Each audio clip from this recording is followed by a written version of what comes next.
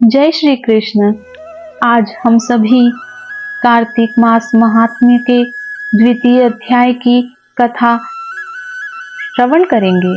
आप सभी अपना ध्यान ठाकुर जी के श्री चरणों में केंद्रित करें और इस पावन कथा का आनंद लें।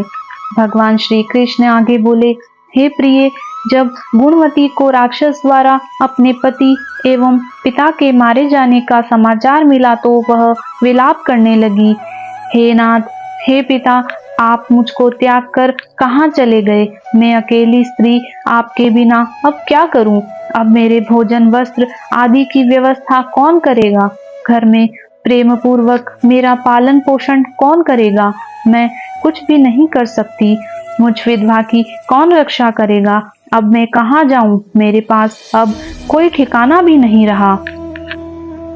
इस प्रकार विलाप करते हुए गुणवती चक्कर खाकर भूमि पर गिर पड़ी और बेहोश हो गई।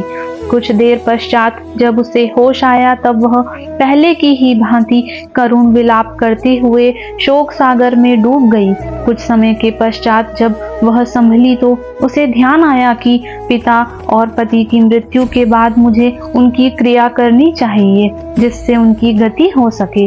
इसलिए उसने अपने घर का सारा सामान बेच दिया और उससे प्राप्त धन से उसने अपने पिता एवं पति का श्राद्ध आदि कर्म किया। तत्पश्चात उसी नगर में रहते हुए 8 पहर भगवान विष्णु की भक्ति करने लगी। उसने मृत्यु पर्यंत तक नियम पूर्वक सभी एकादशियों का व्रत और कार्तिक माह में उपवास एवं व्रत किए। हे प्रिय, एकादशी और कार्तिक व्रत मुझे बहुत ही प्रिय है।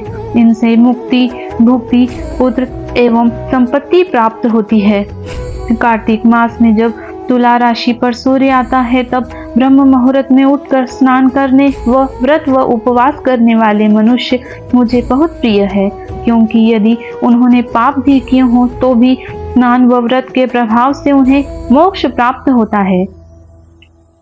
कार्तिक मास में स्नान, जागरण, दीपदान तथा तुलसी के पौधे की रक्षा करने वाले मनुष्य साक्षात भगवान विष्णु के समान है।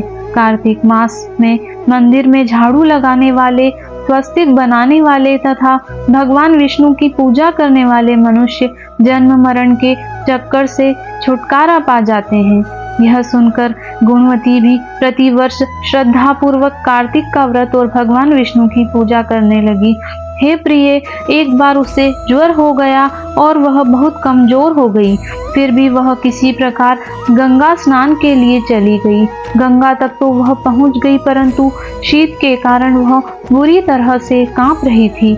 इस कारण वह शिथिल हो गई। तब मेरे दूत उसे मेरे धाम में ले आए। तत्पश्चात ब्रह्मा आदि देवताओं की प्रार्थना पर जब मैंने कृष्ण का अवतार लिया तो मेरे गण भी मेरे साथ इस पृथ्वी पर आए, जो इस समय यादव हैं। तुम्हारे पिता पूर्व जन्म में देव शर्मा थे तो इस समय सत्राजित हैं। पूर्व जन्म में चंद्र शर्मा जो तुम्हारा पति था वह डाकू है, और हे देवी, तू ही वह गुणवती है। कार्तिक व्रत के प्रभाव के कारण ही तुम मेरी अर्धांगिनी हुई।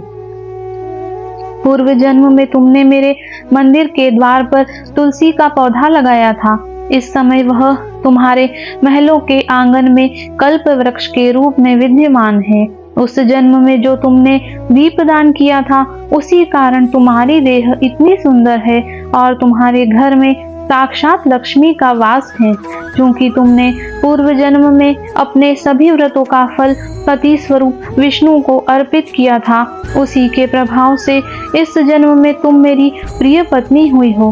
पूर्व जन्म में तुमने नियम पूर्वक जो कार्तिक मास का व्रत किया था उसी के कारण मेरा और तुम्हारा कभी वियोग नहीं होगा।